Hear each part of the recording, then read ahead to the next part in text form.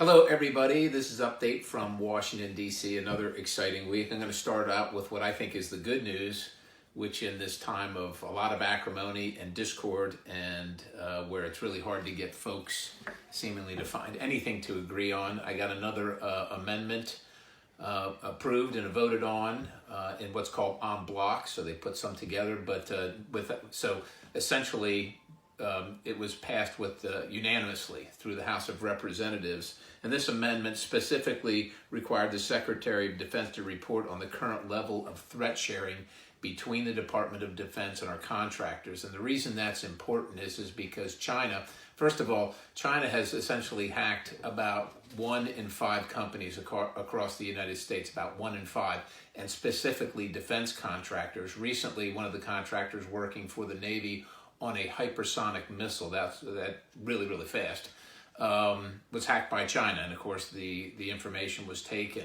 And if you read the Wall Street Journal just a couple months ago, a bunch of universities were targeted.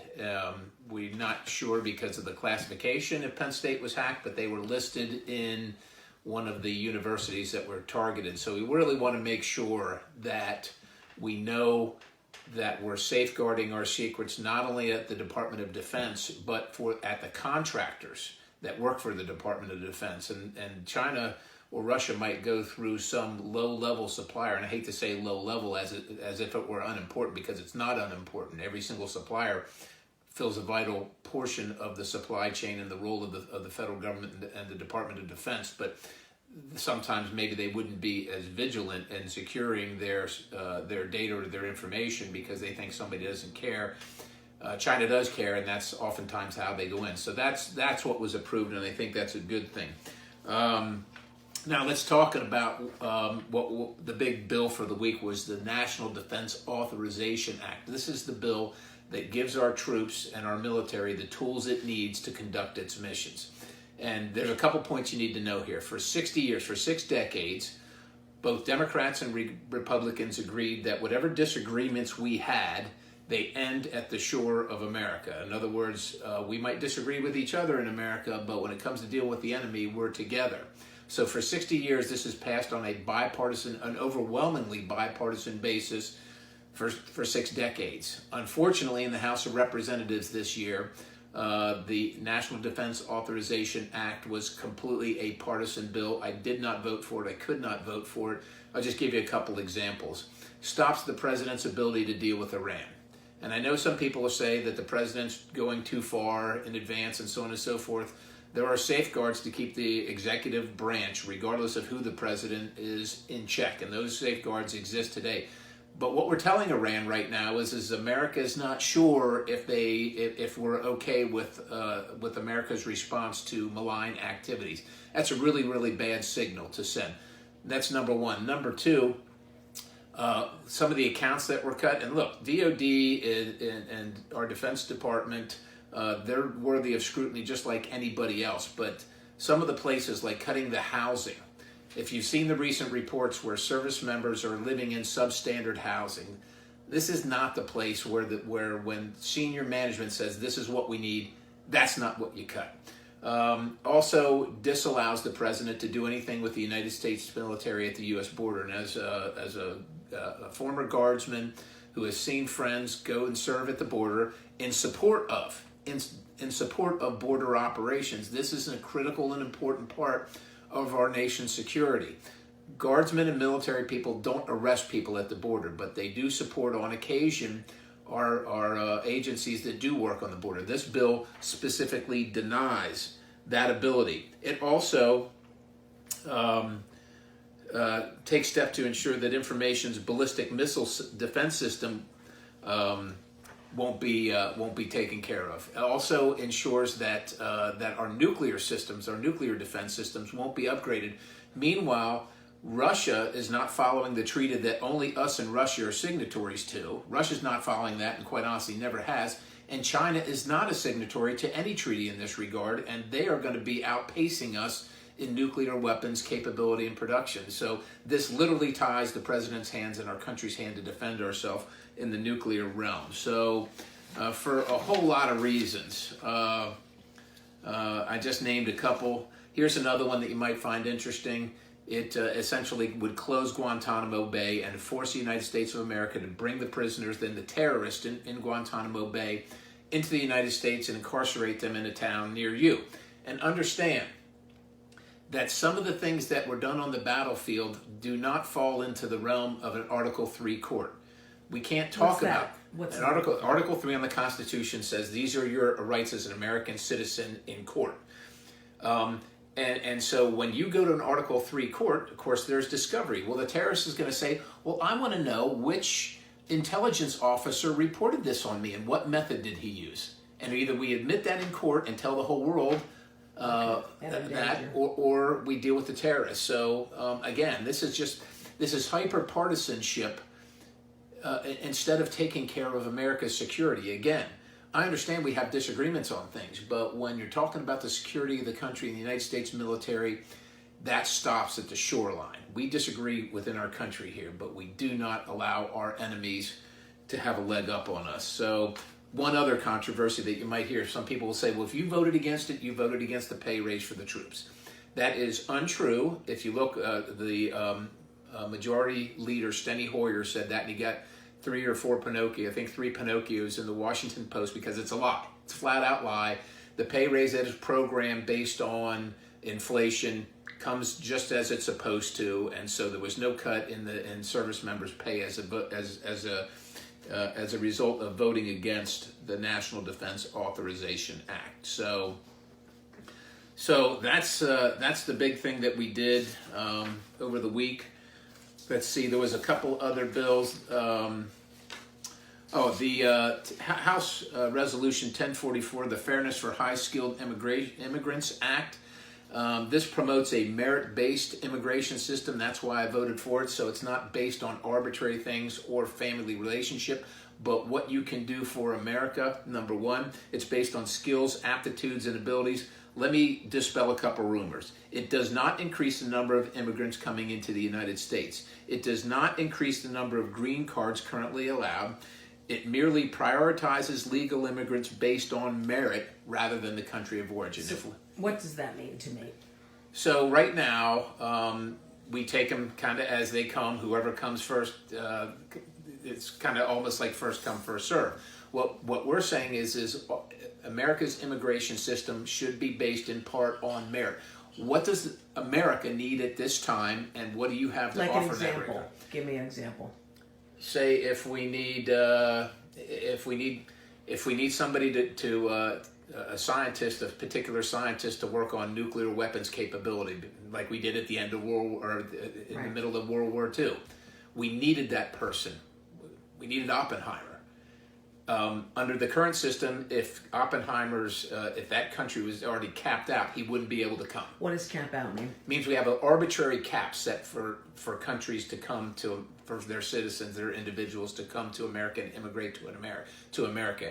And so it's once they're capped out, they can't. No one can come, even if we want them to come. But how does that deal with the people that are here right now?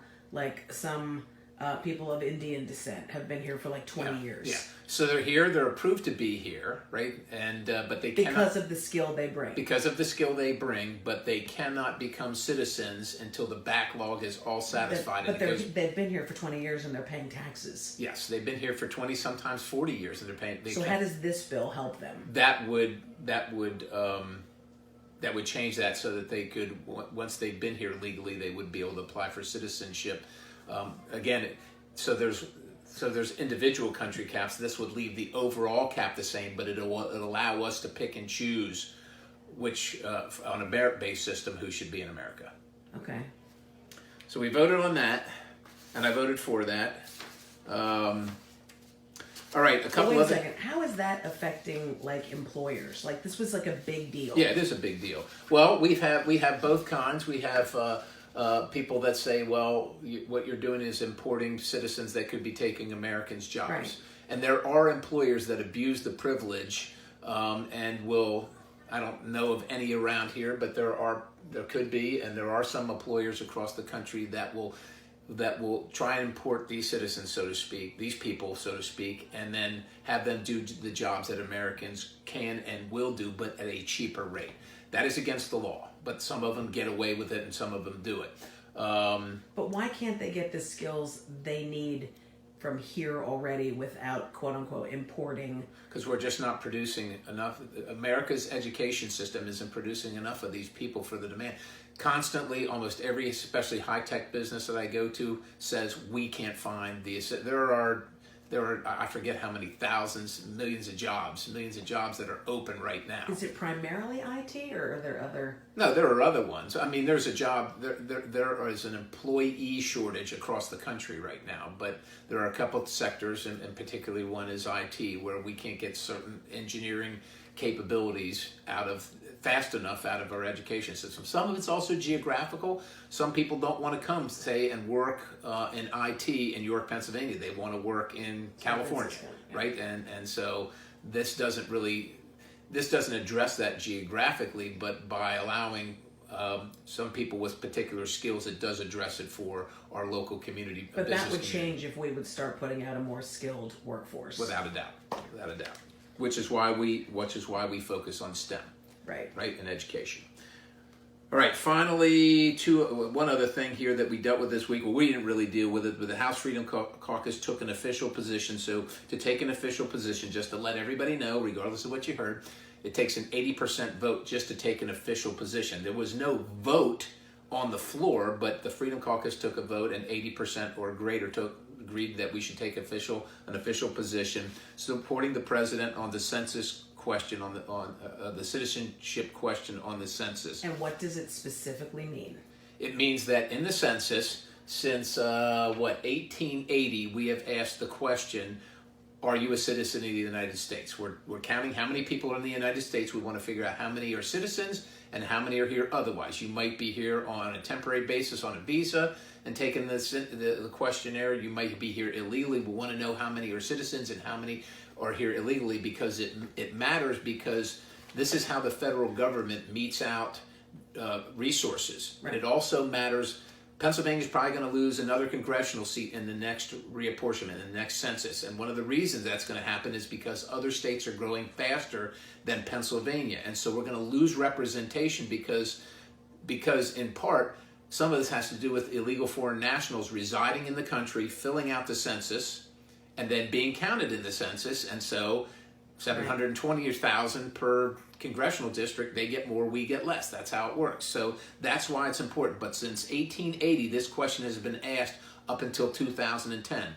The Commerce Department and the President sought to have that question reinstated. The Supreme Court said it was correct in doing so. Wait, however, it went from 1880 and when did it stop? 2010. Under the previous administration. Correct. Okay.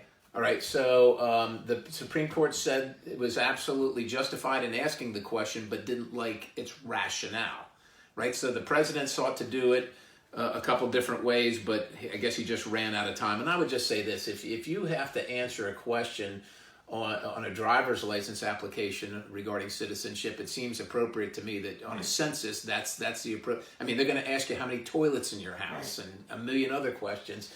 That seems like a certainly reasonable question. As a matter of fact, nearly 70% of voters in the United States agree. Nearly 70%. So this upcoming census will not ask if it will not ask it. It will not ask it. I just want to alert you to what's coming up next week. The House, I think, will consider what's called the Raise the Wage Act. It is a mandate for a national $15 minimum wage.